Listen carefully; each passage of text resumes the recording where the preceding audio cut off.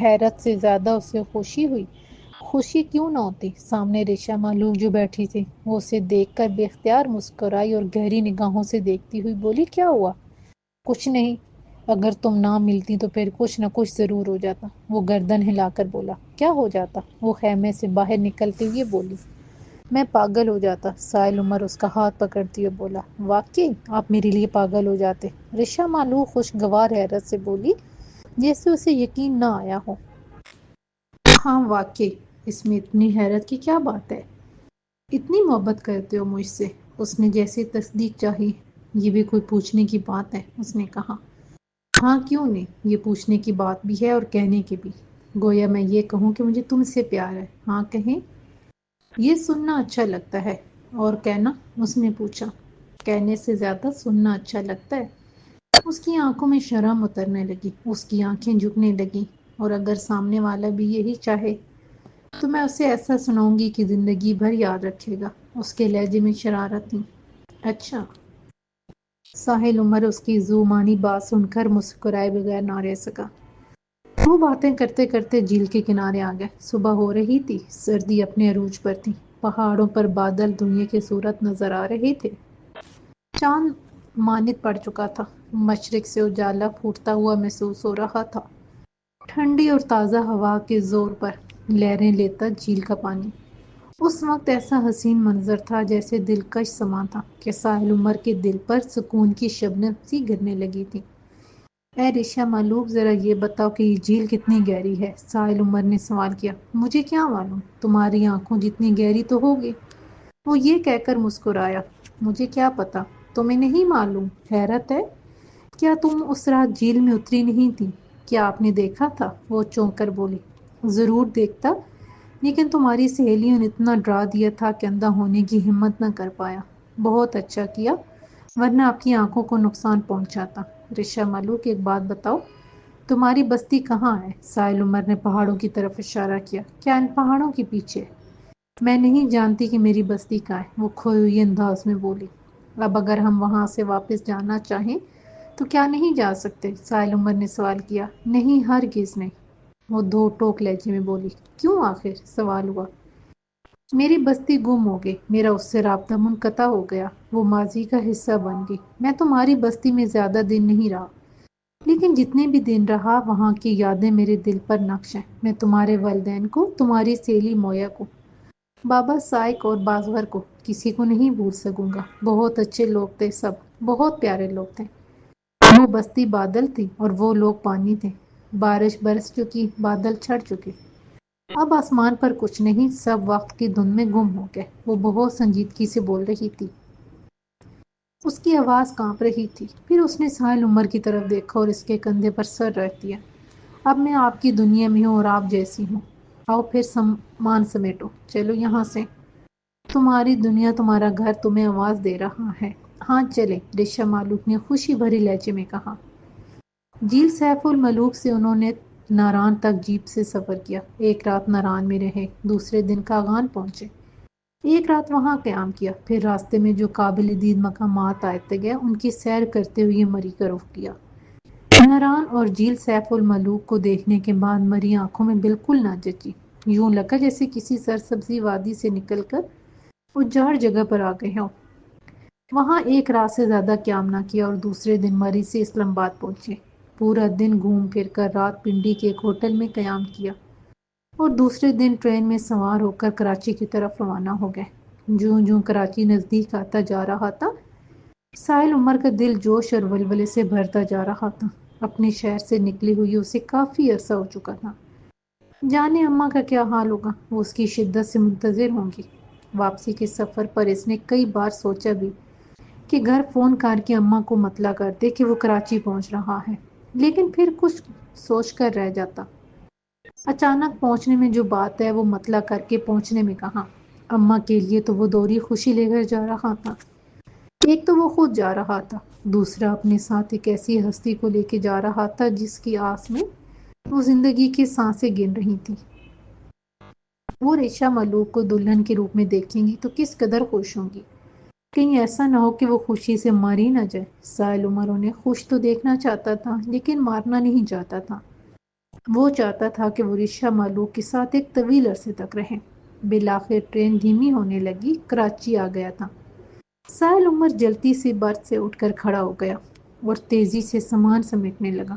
رشا مالوک اسے حیرت سے دیکھنے لگی تو وہ بولا، رشا مالوک اپنا شہر آ گیا۔ اس کے لہجے میں بے پناہ خوشی تھی۔ اچھا، یہ سن کر وہ بھی خوش ہو گئی۔ گاڑی کے پلیٹ فارم پر رکتے ہی دھڑا دھڑ کلی اندر آنے لگے۔ سائل عمر کے پاس زیادہ سامان نہ تھا، لیکن اتنا کم بھی نہ تھا کہ وہ خود اٹھا کر اسٹیشن سے باہر نکل آتا۔ راستے میں اس نے خاصی شاپنگ کی تھی۔ اس کے پاس 2 بڑے سوٹ کیس اور ایک بڑا بیگ تھا۔ اس نے ایک کلی کو لیا۔ کلی سامان اٹھا کر چلنے لگا تو سائل عمر رشا مالوک کا ہاتھ پکڑ کر ڈبے سے نکل آیا۔ پہلے وہ خود پلیٹ فارم پر اترا، پھر اس نے سہارا دے کر رشا مالوک کو نیچے اتار لیا۔ پھر وہ ساتھ ساتھ چلنے لگی۔ جب وہ کراچی کینٹ کے گیٹ کی سیڑھیاں اتر رہے تھے تو سامنے ذرا فاصلے پر داسم ایک ٹیکسی میں ابھی ابھی سوار ہوا تھا۔ ٹیکسی چلنے ہی والی تھی کہ اس کی نظر اچانک سائل عمر پر پڑی۔ وہ پوری طرح چونک گیا۔ اس کے جسم میں زبردست بجلی کا جھٹکا لگا۔ اس نے ٹیکسی والے کا ہاتھ پکڑ کر اسے رکنے کا اشارہ کیا۔ اس کی نظریں سامنے جمی ہوئی تھیں۔ وہ بہت غور سے سائل عمر کو دیکھ رہا تھا۔ سائل عمر اکیلا نہ تھا، اس کے ساتھ ایک بے حد حسین لڑکی بھی تھی۔ صاف پتہ لگ رہا تھا کہ وہ سائل عمر کی بیوی ہے۔ اس نے شادی کر لی تھی اور اس وقت وہ ہنی مون منا کر واپس آ رہے تھے۔ سائل عمر کو دیکھ کر داسم جیسے جی اٹھا تھا۔ اس کا رواں رواں خوشی سے سرشار تھا۔ صبح ہی صبح اس کے ہاتھ زبردست خبر لگ گئی تھی۔ وہ برکھا کو یہ خبر سنا کر خوش کر دے گا۔ وہ ٹیکسی میں بیٹھا اس وقت تک سائل عمر اور رشا مالوک کو دیکھتا رہا، جب تک وہ ٹیکسی میں بیٹھ کر اس کے سامنے سے گزر نہیں گئے۔ ان کے جانے کے بعد داسم نے اپنی ٹیکسی والے سے بولا، چلو استاد صاحب جی، کیا اس ٹیکسی کے پیچھے جانا ہے؟ ٹیکسی والے نے مسکرا کر داسم کو دیکھا۔ اوہ بڑے استاد ہو، تم نے اندازہ لگا لیا کہ میں نے تمہیں کیوں روکا؟ داسم نے کہا، سر جی ہم بھی اسی شہر میں رہتے ہیں، دن رات ہر طرح کے بندوں سے واسطہ پڑتا ہے۔ وہ بڑے فخری انداز میں بولا، اچھا اب جلدی نکلو یہاں سے، گارڈن ایسٹ چلو۔ سر جی ابھی تو آپ رام سوامی جا رہے تھے، اب نہیں جا رہا۔ داسم نے بات ختم کرنے کے انداز میں اس کی طرف فیصلہ کن نگاہوں سے دیکھا۔ ٹھیک ہے، جیسے آپ کی مرضی، ہمارے لیے دونوں جگہ ایک ہی ہے۔ یہ کہہ کر اس نے ٹیکسی سٹارٹ کر دی اور پھر انگلش گانوں کا کیسٹ لگا کر مزے سے ڈرائیونگ کرنے لگا۔ وہ ٹیکسی والا اپنے حلیے اور چہرے مورے سے قطعاً پڑھا لکھا نہ لگتا تھا، لیکن وہ گانے انگلش سن رہا تھا۔ داسم کی سمجھ میں یہ راز نہ آیا۔ اس نے سوچا اس سے پوچھے کہ کیا وہ اس گانے کے بول سمجھ رہا ہے، پھر وہ یہ سوچ کر سوال کرنے سے باز رہا کہ یہ اس کا ذاتی معاملہ ہے، وہ جو مرضی آئے سنے، وہ اس پر اعتراض کرنے والا کون؟ برکھا کے بنگلے پر گاڑی رکوا کر اس نے کرائے کی ادائیگی کی تو ٹیکسی والے نے پیسے لے کر کھڑکی سے باہر منہ نکالا اور بڑی سنجیدگی سے بولا، سر جی آپ کو یہ کیسٹ کیسا لگا؟ یار میں انگلش تھوڑی بہت جانتا ہوں، یہ انگلش گانے تو میری بالکل سمجھ میں نہیں آتے۔ تو سر جی مجھے کون سی انگریزی آتی ہے، مجھے ان گانوں کا میوزک پسند ہے، بس اسی لیے سنتا ہوں۔ وہ ہنس کر بولا۔ پھر اس نے اپنی گردن اندر کی، گاڑی سٹارٹ کی اور یہ جا وہ جا۔ داسم حیرت سے کھڑا رہ گیا۔ عجیب شخص تھا۔ پھر وہ برکھا کے بنگلے کی طرف متوجہ ہوا۔ گیٹ حسب معمول بند تھا۔ اس وقت دن کے 11 بج رہے تھے۔ ہوا ٹھنڈی تھی اور دھوپ بھی زیادہ تیز نہ تھی۔ موسم تبدیل ہو رہا تھا۔ داسم نے گیٹ کے نزدیک پہنچ کر اس کے درمیانی خلا سے اندر دیکھا۔ جہاں تک وہ دیکھ سکتا تھا وہاں تک اسے کوئی نظر نہ آیا۔ تب اس نے کال بیل کے بٹن پر ہاتھ رکھا۔ اس 3 مرتبہ وقفے وقفے سے بچایا۔ برکھا اپنے بیڈ پر براجمان کسی سے ٹیلی فون میں گفتگو تھی۔ گھنٹی کی آواز سن کر اس نے ٹیلی فون ہولڈ کرایا اور پھر گیٹ کی طرف جانے کی بجائے ورشا کے کمرے کی طرف گئی۔ ورشا کے کمرے کا دروازہ کھلا تھا۔ وہ آرام سے لیٹی رسالہ پڑھ رہی تھی۔ ورشا ذرا دیکھو گیٹ پر کون ہے؟ وہ دروازے پر کھڑے ہو کر بولی۔ میں ٹیلی فون پر بات کر رہی ہوں۔ ٹھیک ہے ممی، آپ بات کیجئے، میں دیکھتی ہوں۔ یہ کہہ کر ورشا فوراً کھڑی ہو گئی۔ ابھی وہ ورشا گیٹ کے نزدیک نہ پہنچی تھی کہ ایک مرتبہ پھر بیل بجی۔ اس نے جلتی جلتی قدم بڑھائے اور پھر گیٹ کے نزدیک پہنچ کر گیٹ کے درمیانی خلا سے باہر جھانکا۔ سامنے ہی داسم کھڑا تھا۔ ورشا نے داسم کو دیکھ کر فوراً ہی گیٹ کھول دیا۔ گیٹ پر ورشا کو دیکھ کر اس نے ادب سے سلام کیا اور پھر پوچھا، برکھا جی ہیں؟ ہاں ہے اپنے کمرے میں، وشیا نے گیٹ بند کرتی ہوئے کہا۔ کیا میں وہاں چلا جاؤں؟ ہاں چلے جاؤ، وہ فون پر کسی سے بات کر رہی تھی، اب کر چکی ہوں گی۔ ٹھیک ہے، یہ کہہ کر داسم برکھا کے کمرے کی طرف بڑھ گیا اور وشیا اپنے کمرے کی طرف چلی گئی۔ داسم نے برکھا کے کمرے میں قدم رکھا تو وہ اس وقت ریسیور رکھ چکی تھی۔ داسم کو دیکھ کر چونکی، اس کے چہرے کو بغور دیکھا۔ داسم کا چہرہ غیر معمولی طور پر تمتمایا ہوا تھا، اس کے چہرے سے خوشی پھوٹتی پڑ رہی تھی۔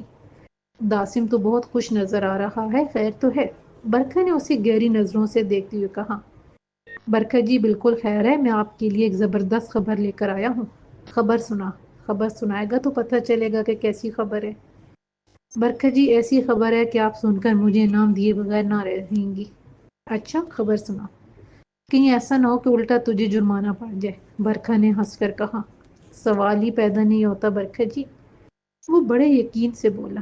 میں اس وقت کینٹ اسٹیشن سے آ رہا ہوں، ایک دوست کے لیے سیٹ ریزرو کروانے گیا تھا۔ جب میں واپسی کے لیے ٹیکسی میں بیٹھ چکا تھا کہ میری ان پر نظر پڑ گئی۔ برکھا جی بس چند لمحوں کا فرق تھا، اگر میری ٹیکسی آگے بڑھ گئی ہوتی تو میں کتنی بڑی خبر سے محروم ہو جاتا۔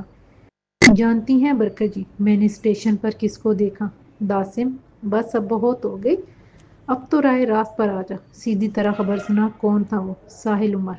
داسم نے بڑی آہستگی سے اس کا نام لیا۔ کون؟ کیا کہا؟ برکھا کے جسم میں جیسے بجلی سے بھر گئے، وہ بستر پر فوراً سیدھی ہو کر بیٹھ گئی۔ داسم تو نے کس کو دیکھا؟ ساحل عمر صاحب کو، داسم نے پرزور لہجے میں ساحل کا نام دہرایا۔ تو برکھا بیڈ سے اتر کر اس کے نزدیک آ گئی اور اپنے زور زور سے دھڑکتے دل پر قابو پاتی ہوئی بولی۔ داسم کیا تو ٹھیک کہہ رہا ہے، تجھے کوئی دھوکہ تو نہیں ہوا؟ نہیں برکھا جی، میری آنکھوں نے جو دیکھا وہ صحیح دیکھا، وہ ساحل عمر ہی تھے اور اکیلے نہ تھے۔ کون تھا ان کے ساتھ؟ ان کے ساتھ ایک بے حد حسین لڑکی تھی، جیسے کوئی پری۔ جس انداز سے وہ ان کے ساتھ چل رہی تھی اس سے ظاہر ہوتا تھا جیسے ان کی بیوی ہے۔ او، ساحل عمر نے شادی کر لی۔ برکھا پر جیسے بجلی گر پڑی۔ داسم یہ تو بہت برا ہوا، جتنی خوشی ساحل عمر کی آمد کی خبر سن کر ہوئی تھی اتنی ہی تکلیف اس کی شادی کی خبر سن کر ہوئی۔ داسم تو نہیں جانتا کہ کتنی بری خبر ہے، اس خبر نے میری ساری امیدوں پر پانی پھیر دیا۔ برکھا جی یہ تو بہت برا ہوا، داسم کا منہ لٹک گیا۔ اس میں تیرا کیا دوش؟ اچھا یہ بتا کیا تیری ورشا سے کوئی بات ہوئی؟ نہیں برکھا جی، میں نے انہیں کچھ نہیں بتایا۔ بس پھر اب تو جا اور میری کال کا انتظار کر۔ ٹھیک ہے برکھا جی میں جاتا ہوں، یہ کہہ کر وہ مڑا اور بوجھل قدموں سے دروازے سے نکل آیا۔ اس کے جانے کے بعد بھی وہ گم سم کھڑی رہی، اس خبر نے اسے اندر سے ہلا کر رکھ دیا تھا۔ پھر اس نے سوچا ممکن ہے یہ خبر غلط ہو، یہ ضروری تو نہیں کہ اس کے ساتھ آنے والی لڑکی اس کی بیوی ہی ہو۔ یہ اچانک وہ شادی کہاں سے کر لایا؟ پھر وہ ورشا کے کمرے کی طرف چل دی، اس کی ٹانگیں لرز رہی تھیں اور دماغ میں آندیاں سی چل رہی تھیں۔ ساحل عمر نے اپنے گھر کے سامنے پہنچ کر ٹیکسی روکنے کا اشارہ کیا۔ ٹیکسی سے اترتے ہوئے اس کے دل کی دھڑکن اچانک تیز ہو گئی۔ وہ رشا ملوک سے مخاطب ہو کر بولا، آؤ رشا ملوک اترو، تمہارا گھر آ گیا۔ آ گیا میرا گھر؟ وہ بے اختیار خوش ہو کر بولی اور پھر فوراً ہی ٹیکسی سے اتر آئی۔ ساحل عمر نے ٹیکسی سے سامان اتار کر گیٹ پر رکھا اور کرایہ ادا کر کے ٹیکسی والے کا شکریہ ادا کیا۔ ٹیکسی کے جاتے ہی اس نے کال بیل کے بٹن کو اپنے مخصوص انداز میں دبایا اور ذرا سا پیچھے ہٹ کر کھڑا ہو گیا۔ گھر پر سناٹا چھایا ہوا تھا، یوں محسوس ہوتا تھا جیسے گھر میں کوئی نہیں ہے۔ گھر میں مرجینا موجود تھی، وہ اس وقت کچن کی صفائی میں مصروف تھی۔ گھر کی گھنٹی ایک مخصوص انداز میں سن کر وہ ایک دم چونک اٹھی۔ برتن چھوڑ کر اس نے فوراً اپنے ہاتھ دھوئے اور دوپٹے سے پونچھتی گھر سے باہر نکل آئی۔ اتنی دیر میں گھنٹی ایک بار پھر بج اٹھی۔ مرجینا دوڑتی ہوئی گیٹ تک پہنچی، اس نے جلتی جلتی گیٹ کھولا اور پھر وہ گیٹ پر ساحل عمر کو کھڑا دیکھ کر حیرت سے چیخ اٹھی۔ ساحل عمر اسے دیکھ کر مسکرا رہا تھا۔ صاحب جی آپ؟ ہاں میں، ساحل عمر نے اسے دیکھتے ہوئے کہا۔ پھر وہ مڑ کر رشا ملوک سے مخاطب ہوا، رشا ملوک یہ مرجینا ہے، میں تمہیں اس کے بارے میں بتا چکا ہوں، اس نے ہمارا گھر سنبھالا ہوا ہے۔ رشا ملوک نے بڑی دلچسپی سے مرجینا کو دیکھا اور اسے دیکھ کر نرمی سے مسکرائی۔ اب مرجینا نے رشا ملوک کی طرف توجہ کی اور جھجکتی ہوئی انگلی سے اشارہ کر کے بولی، صاحب جی یہ مرجینا پہچانو یہ کون ہے؟ میں نے پہچان لیا۔ پہچان لیا تو اچھا کیا، ہمیں اندر آنے کا راستہ تو دو۔ ساحل عمر گیٹ میں داخل ہوتے ہوئے بولا، پھر اس نے سامان اٹھا کر گیٹ کے اندر رکھا۔ مرجینہ نے گیٹ اندر سے بند کر دیا اور سائل عمر سے مخاطب ہو کر بولی، صاحب جی آپ اندر چلیں، میں سامان اٹھا کر لاتی ہوں۔ نہیں، تم ہمارے ساتھ آؤ، سامان یہیں رہنے دو، خاصا وزنی ہے، میں آ کر لے جاؤں گا۔ اچھا یہ بتاؤ اماں کہاں ہیں؟ سائل عمر نے آگے بڑھتے ہوئے پوچھا۔ کیا انہوں نے میری گھنٹے کی آواز نہیں سنی؟ نہیں صاحب جی، وہ سو رہی ہیں۔ جب سے آپ گئے ہیں ان کی طبیعت ٹھیک نہیں رہتی، خاصی کمزور ہو گئی ہیں۔ آج بھی ان کی طبیعت ٹھیک نہیں تھی، ناشتہ کرنے کے بعد اپنے کمرے میں جا کر سو گئی، مرجینہ نے بتایا۔ کوئی بات نہیں، اب میں آ گیا ہوں، ان کی طبیعت منٹوں میں ٹھیک کر دوں گا، سائل نے چٹکی بجا کر کہا۔ اچھا مرجینہ یہ تو بتاؤ یہ کون ہے؟ بتاؤں صاحب جی، یہ ہماری مالکن ہے، مرجینہ نے رشا معلوق کی طرف دیکھتے ہوئے کہا۔ اللہ کتنی پیاری ہیں۔ پھر ایک دم جیسے اسے کچھ یاد آ گیا، ارے یہ تو تصویر والی ہیں، تصویر والی۔ سائل عمر نے سوالیہ انداز میں پوچھا۔ آپ نے ان کی تصویر نہیں بنائی تھی کیا؟ صاحب جی وہ تصویر جو آپ کے بیڈ روم میں لگی ہوئی تھی، مرجینہ نے بتایا۔ ہاں مرجینہ، تم نے ٹھیک پہچانا، میں وہی ہوں، سائل عمر کی بجائے رشا معلوق نے جواب دیا۔ او کتنی اچھی آواز ہے ہماری مالکن کی، مرجینہ خوش ہو کر بولی۔ اچھا مرجینہ تم انہیں میرے کمرے میں لے کر چلو، انہیں دلہن بنا کر بیڈ پر بٹھاؤ، میں اماں کو اٹھاتا ہوں۔ سائل عمر گھر میں داخل ہو کر بولا۔ جی صاحب ٹھیک ہے، مرجینہ نے ساحل عمر گھر میں داخل ہو کر بولا۔ جی صاحب ٹھیک ہے، مرجینہ نے رشا معلوق کو فوراً دلہنوں کی طرح تھام لیا اور دھیرے دھیرے بیڈ روم کی طرف بڑھی۔ سائل عمر نے اماں کے کمرے کی طرف رخ کیا۔ اماں کے کمرے کا دروازہ کھلا ہوا تھا۔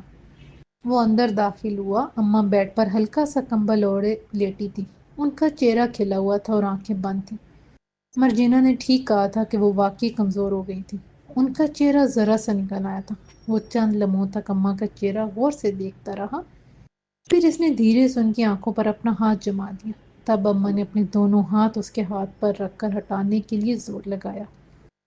پھر انہیں اچانک یہ احساس ہوا کہ یہ تو سائل عمر کہاں ہے۔ انہوں نے ایک مرتبہ پھر اس کے ہاتھ پر اپنا ہاتھ پھیرا اور گلوگیر آواز میں بولی، میرے بچے، میرے ساحل۔ سائل عمر نے فوراً اپنا ہاتھ ان کی آنکھوں سے ہٹا لیا اور ان کے پاس ان کے سامنے بیٹھ گیا۔ اماں اسے دیکھتی اٹھ کر بیٹھ گئی، جیسے تن مردہ میں جان پڑ گئی ہو۔ انہوں نے اسے لپٹا لیا اور رو پڑے۔ میرے ساحل تم کہاں چلے گئے تھے؟ اماں رونے کی نہیں ہو رہی ہے، سائل عمر نے آنسو اپنی انگلی سے صاف کرتے ہوئے کہا۔ میں آپ کے لیے زبردست خوشخبری لے کر آیا ہوں، ہے جلدی سے بتاؤ۔ اماں کے چہرے پر ایک دم رونق آ گئی۔ بتاؤ نہیں دکھاؤ، سائل عمر اٹھتا ہوا بولا۔ آئیے میرے کمرے میں چلیں۔ سائل عمر نے اماں کا ہاتھ پکڑ لیا اور انہیں لے کر دھیرے دھیرے اپنے بیڈ روم کی طرف بڑھا۔ اتنی دیر میں مرجینہ رشا معلوق کو بیڈ پر بٹھا کر دوپٹہ اڑا چکی تھی۔ اس نے رشا معلوق کا چہرہ گھونگھٹ میں چھپا دیا تھا۔ سائل عمر اپنے کمرے کے دروازے پر پہنچ کر رکا۔ دروازے پر مرجینہ کھڑی تھی۔ اس نے اماں کو دیکھ کر خوشی سے نعرہ لگایا، اماں جی آپ کو مبارک ہو۔ یہ کہہ کر وہ سامنے سے ہٹ گئی۔ اب ان کی نگاہ بیڈ پر پڑی۔ انہوں نے بیڈ پر کسی کو گھونگھٹ نکالے بیٹھے دیکھا۔ یہ منظر دیکھنے کے لیے تو وہ ایک عرصے سے آرزو مانتی۔ وہ ساحل عمر سے ہاتھ چھڑا کر بیڈ کی طرف لپکی اور پھر بیڈ پر بیٹھ کر رشا معلوق کا گھونگھٹ الٹنے لگی۔ پھر وہ گھونگھٹ الٹتے الٹتے رک گئی۔ ابھی آئی، یہ کہہ کر وہ کمرے سے نکل گئی۔ پھر وہ فوراً واپس آئی تو ان کی آنکھوں پر چشمہ لگا ہوا تھا اور ہاتھ میں زیور کا ایک ڈبہ تھا۔ اماں نے دوبارہ بیڈ پر بیٹھ کر رشا معلوق کا گھونگھٹ اٹھایا اور دھیرے دھیرے الٹ دیا۔ وہ اس کی شکل دیکھتے ہی سبحان اللہ پکار اٹھی۔ پھر جب انہوں نے اس کے چہرے پر غور کیا تو ایک دم پکار اٹھی، ارے یہ تو تصویر والی دلہن ہے۔ رشا معلوق نے آنکھیں کھول کر اماں کو دیکھا، پھر بڑی مترنم آواز میں بولی، ہاں اماں میں وہی ہوں۔ ماشاء اللہ خوب ہو، اللہ تمہیں نظر باد سے بچائے، اماں نہال ہوتے ہوئے بولی۔ انہوں نے جانے کب سے ایک سونے کا سیٹ بنوا کر رکھا ہوا تھا، وہ سیٹ انہوں نے بڑے چاؤ سے سائل عمر کی دلہن کو پہنا دیا اور پھر چٹ چٹ اس کی بلائیں لی۔ اور جب یہ اطلاع ناصر مرزا اور مسعود افاقی تک پہنچی تو وہ دونوں بے قرار ہو کر اسی وقت اس کے گھر پہنچ گئے۔ وہ دونوں سخت غصے میں تھے۔ ایک تو غصہ یہ تھا کہ وہ ایسا غائب ہوا کہ اس نے پلٹ کر اپنے بارے میں اطلاع بھی نہیں دی کہ کہاں ہے، بس ایک فون اماں کو کیا اور بس۔ دوسرے خاموشی سے دلہن لے آیا، کسی کو کانوں کان خبر بھی نہ ہونے دی۔ ان دونوں کو غصہ کرتے دیکھ کر اماں بھی ان کی ہم نوا بن گئی۔ ہاں بھائی تم ٹھیک کہہ رہے ہو۔ پھر جب سائل اماں نے ان دونوں کو اپنی ردات سنائی تو ان کا غصہ ٹھنڈا ہوا، لیکن شادی کے معاملات سے دستبردار ہونے کے لیے وہ پھر بھی تیار نہ تھے۔ ان دونوں نے مل کر منصوبہ بنایا اور اس معاملے میں اماں نے بھرپور ساتھ دیا۔ ہم اس شادی کو نہیں مانتے، یہ شادی دوبارہ ہوگی۔ مسعود افاقی نے فیصلہ سنایا۔ ہاں اور کیا بھیا، ایسی شادی کا کیا فائدہ جس میں اپنے شریک ہی نہیں ہوئے؟ اماں نے ان کے فیصلے سے اتفاق کیا۔ اچھا بھائی ٹھیک ہے، جیسے تم لوگوں کی مرضی۔ بالآخر ساحل عمر نے ہتھیار ڈال دیے۔ بس پھر کیا تھا، دوستوں نے شادی کے انتظامات سنبھال لیے۔ کسی نے ہال بک کروایا، کسی نے کھانے کا انتظام کیا، کسی نے شادی کے جوڑے سلوائے، کسی نے زیورات بنوائے۔ ان دونوں اماں کی حالت تو دیکھنے والی تھی۔ ان کی خوشی کا کوئی ٹھکانہ نہ تھا، ہر کام میں خوب بڑھ چڑھ کر حصہ لے رہی تھیں، ادھر سے ادھر بھاگی پھرتی تھی، یوں محسوس ہوتا تھا جیسے پھر سے جوان ہو گئی ہوں۔ ایک ہفتے کے اندر شادی ہونا طے پائی تھی، سارے انتظامات بہت تیزی سے جاری تھے۔ ساحل عمر کو واپس آئے 3 دن ہو چکے تھے کہ اس دن عجیب واقعہ پیش آیا۔ تیسرے دن کی شام، اس وقت ناصر مرزا اور مسعود افاقی بھی اتفاقاً گھر پر موجود تھے۔ وہ اس سے کچھ بات کرنے آئے تھے۔ چائے چل رہی تھی کہ کسی نے کال بیل بجائی۔ بیل کی آواز سن کر مرجینہ دروازے پر جانے لگی تو ساحل عمر نے اسے اشارے سے روک دیا اور خود اٹھ کر گیٹ پر چلا گیا۔ گیٹ کھولا تو ساحل عمر سامنے کھڑے شخص کو دیکھتا رہ گیا۔ تہہ بند اور کرتا پہنے، ہاتھ میں لاٹھی لیے، سرخ سفید چہرہ، لمبی سفید داڑھی، آنکھیں کھلی ہوئی مگر بے نور، آنکھوں میں پتلیاں نہ تھیں۔ اس کے باوجود ان کے چہرے پر اتنا نور تھا، ان کی شخصیت میں اتنی کشش تھی کہ آدمی انہیں دیکھتا تھا تو پھر نظر ہٹانے کو جی نہیں چاہتا تھا۔ ساحل عمر کو بھی انہیں دیکھ کر عجیب حالت ہو گئی، زبان گنگ ہو گئی۔ بھائی یہ کیا ساحل عمر کا گھر ہے؟ آنے والے نے انتہائی نرم لہجے میں پوچھا۔ ان کی آواز سن کر ساحل عمر ایک دم چونک اٹھا۔ یہ آواز اسے مانوس سی لگی، لیکن فوراً اسے یاد نہ آیا کہ یہ آواز اس نے کہاں سنی ہے۔ اس نے بڑے مؤدبانہ لہجے میں کہا، جی یہ میرا گھر ہے، میں ساحل عمر ہوں۔ بھائی میں موسیٰ خان ہوں، لوگ مجھے حافظ موسیٰ کہتے ہیں۔ انہوں نے اپنا تعارف کروایا۔ ان کا نام سن کر ساحل عمر کی خوشی کا کوئی ٹھکانہ نہ رہا۔ ناصر مرزا کے توسط سے وہ حافظ موسیٰ کا خاصا ذکر سن چکا تھا۔ پھر رشا معلوق کی بستی تک اس نام نے اس کا پیچھا کیا، اس نام نے اسے تحفظ فراہم کیا۔ بابا سائق کے ذریعے حافظ موسیٰ کا بھجوایا ہوا تعویذ ملا۔ اس تعویذ نے کہاں کہاں اس کی مدد نہیں کی۔ اس کے دل میں تعویذ چھونے کا خیال پیدا ہوتا، وہ تعویذ پکڑتا تو ایک آواز سنائی دیتی جو مسئلے کا حل بتاتی۔ او ہاں، اسے یاد آیا، یہ آواز حافظ موسیٰ کی ہوتی تھی۔ ساحل عمر نے جلدی سے آگے بڑھ کر حافظ موسیٰ کے دونوں ہاتھ چوم لیے اور بڑی عقیدت سے بولا، اعلیٰ حضرت، آپ کی آمد میرے لیے کسی عید سے کم نہیں، آئیے اندر تشریف لائیے۔ حافظ موسیٰ نے پیچھے مڑ کر کسی سے کہا، اچھا بیٹا آپ جائیں، ہم صحیح ٹھکانے پر پہنچ گئے ہیں۔ ساحل عمر نے بڑی حیرت سے سامنے دیکھا، ادھر ادھر دائیں بائیں کچھ نظر نہ آیا۔ پھر حافظ موسیٰ کس سے مخاطب تھے، یہ بات اس کی سمجھ میں نہیں آئی۔ چند لمحے وہ سڑک کی جانب دیکھتے رہے، جیسے نظروں نظروں میں کسی کو رخصت کر رہے ہوں۔ پھر انہوں نے اپنی گردن سیدھی کی اور لاٹھی بجاتے ہوئے گیٹ میں داخل ہو گئے۔ ساحل عمر نے جلدی سے گیٹ بند کیا اور آگے بڑھتے ہوئے حافظ موسیٰ کا ہاتھ تھام لیا۔ حافظ موسیٰ نے بڑی نرمی سے کہا، شکریہ بھائی، اس کی ضرورت نہیں، تم بس میرے آگے آگے چلو۔ یہ کہہ کر انہوں نے اپنا ہاتھ چھڑا لیا اور لاٹھی ٹیکتے ہوئے اس انداز میں چلنے لگے جیسے سب دکھائی دے رہا ہو۔ ساحل عمر نے گھر کے دروازے کے نزدیک پہنچ کر 2-4 قدم تیزی سے اٹھا کر جلدی سے گھر میں جانا چاہا تاکہ ناصر مرزا کو ان کی آمد کی اطلاع دے دے۔ اس کی تیزی سے قدم اٹھاتی پیچھے سے آواز آئی، بھائی آخر ایسی جلدی کیا ہے؟ اب ہم گھر میں ہی تو جا رہے ہیں۔ جی اعلیٰ حضرت، آپ نے صحیح فرمایا۔ بھائی میں اعلیٰ ہوں نہ ادنا ہوں، میں بس موسیٰ خان ہوں، انہوں نے ملائم لہجے میں کہا۔ تم مجھے حافظ موسیٰ کہہ لو، حافظ صاحب کہہ لو، بس اس سے زیادہ نہیں۔ جی بہتر حافظ صاحب۔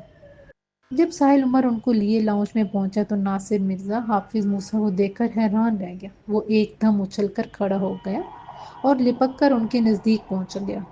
حافظ صاحب آپ؟ اچھا، یہاں ناصر مرزا بھی براجمان ہے، انہوں نے ناصر مرزا کی آواز پہچان کر کہا۔ ناصر مرزا نے ان کا لاٹھی والا ہاتھ پکڑ کر ایک صوفے پر بٹھایا اور خود قالین پر ان کے قدموں میں بیٹھ گیا۔ حافظ موسیٰ کو جب یہ احساس ہوا کہ ان کے قدموں میں بیٹھ گیا ہے تو وہ گویا ہوئے، ناصر مرزا کیا یہاں صوفوں کی کمی ہے؟ نہیں حافظ صاحب، یہاں بیٹھنے کی بہت جگہ ہے۔ پھر وہ ان کا مطلب سمجھ کر ان کے نزدیکی دوسرے صوفے پر بیٹھ گیا۔ مسعود افاقی انہیں بڑے غور سے دیکھ رہا تھا، ان کے بارے میں اس نے ناصر مرزا کی زبانی بہت کچھ سن رکھا تھا۔ اب اپنی آنکھوں سے دیکھا تو اسے کسی اور دنیا کی مخلوق محسوس ہوئی۔ بھائی ہم یہاں اپنی امانت واپس لینے آئے ہیں، حافظ موسیٰ نے کہا۔ ان کی بات کسی کی سمجھ میں نہ آئی۔ سائل عمر نے ناصر مرزا کو دیکھا۔ ناصر مرزا نے آنکھوں میں سائل عمر سے سوال کیا۔ مسعود بھائی نے باری باری دونوں کی طرف دیکھا۔ ہر ایک نظر میں سوال تھا، جواب کسی کے پاس نہ تھا۔ سائل عمر، حافظ موسیٰ براہ راست سائل عمر سے مخاطب ہوئی ہے۔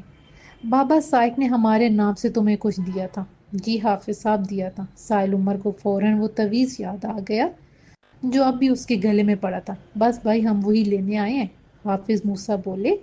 پھر تھوڑے سے توقف کے بعد ناصر مرزا کو مخاطب کیا۔ ناصر مرزا تم سائل عمر کے گلے سے وہ تعویذ اتار کر ہمارے گلے میں ڈال دو۔ جی بہت بہتر۔ ناصر مرزا فوراً اٹھا، سائل عمر کے نزدیک پہنچا، اس کے گلے سے تعویذ اتار کر حافظ موسیٰ کے گلے میں ڈال دیا۔ انہوں نے اس تعویذ کو چھو کر دیکھا اور پھر بے اختیار مسکرائے۔ ناصر مرزا کو احساس ہوا جیسے وہ کچھ بولیں گے، لیکن وہ کچھ نہ بولے۔ چند لمحوں بعد ان کے ہونٹوں سے وہ مسکراہٹ بھی غائب ہو گئی۔ بھائی وہ لڑکی کہاں ہے؟ حافظ موسیٰ اچانک گویا ہوئے۔ سائل عمر تم نے کمال کیا، اس بستی کا قیمتی ہیرا نکالا ہے۔ وہ بڑے دل گردے کے لوگ ہیں، انہوں نے بھی تردد نہ کیا، راضی برضا اس لڑکی کو تمہارے ساتھ کر دیا۔ سائل عمر تمہیں وہ لڑکی مبارک ہو، کیا نام ہے اس کا جی؟ جی رشا ملوک، سائل عمر نے بتایا۔ اچھا ہاں، جیسے انہیں اس کا نام یاد آ گیا۔ بھائی رشا ملوک کو عذرا ملوک بناؤ، ہمیں نکاح کے چھوارے کھلاؤ۔ بھائی شادی کرو، ہم نکاح پڑھائیں گے اور اس نکاح سے پہلے ہم اسے عذرا ملوک بنائیں گے۔ یہ تو بہت خوشی کی بات ہے، اس سے بڑا اعزاز ہمارے لیے اور کیا ہو سکتا ہے، سائل عمر نے خوش ہو کر کہا۔ حافظ صاحب 4 دن بعد سائل عمر کی شادی ہے، میں آپ کو خود لینے آؤں گا، ناصر مرزا مؤدبانہ انداز میں بولا۔ بھائی ہمیں ڈھول ڈمکوں سے کیا لینا، ہم تو ابھی آ گئے ہیں، اسے عذرا بنائیں گے، دونوں کا نکاح پڑھائیں گے، چوہارے کھائیں گے اور اپنے گھر کا راستہ لیں گے۔ حافظ موسیٰ نے اپنا سارا پروگرام بتا دیا۔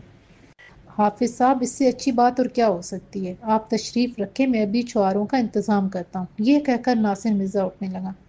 ارے بھائی ناصر، اتنا وقت ہمارے پاس کہاں، اب تو تم کہاں چھوارے لینے جاؤ گے، ہماری جیب میں چھوارے پڑے ہیں، لو ذرا یہاں سے نکالو۔ حافظ موسیٰ نے اپنی کرتی کی جیب کو ہاتھ سے کھولتے ہوئے کہا۔ ناصر مرزا فوراً اٹھا، اس کی جیب میں ہاتھ ڈالا تو چھواروں سے مٹھی بھر گئی۔ اس نے مٹھی باہر نکال کر مسعود افاقی کو اشارہ کیا۔ وہ اس کے نزدیک آ کر کھڑا ہو گیا اور اپنی قمیض کا دامن پھیلا دیا۔ ناصر مرزا نے اپنی بھری ہوئی مٹھی اس کی پھیلی ہوئی دامن میں کھول دی۔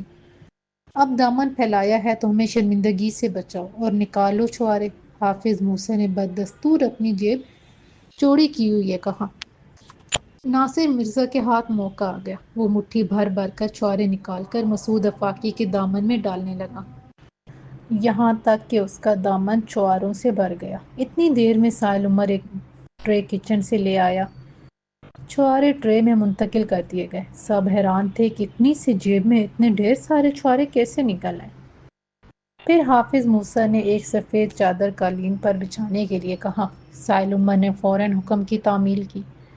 جب سفید چادر قالین پر بچھ گئی تو حافظ موسیٰ صوفے سے نیچے اتر آئے۔ وہ آلتی پالتی مار کر اطمینان سے چادر پر بیٹھ گئے، پھر بولے، لاؤ بھائی لڑکی کو بلاؤ، وہ کہاں ہے، اس سے کلمہ پڑھائیں، نکاح پڑھائیں اور اپنے گھر کو جائیں۔ جی اچھا۔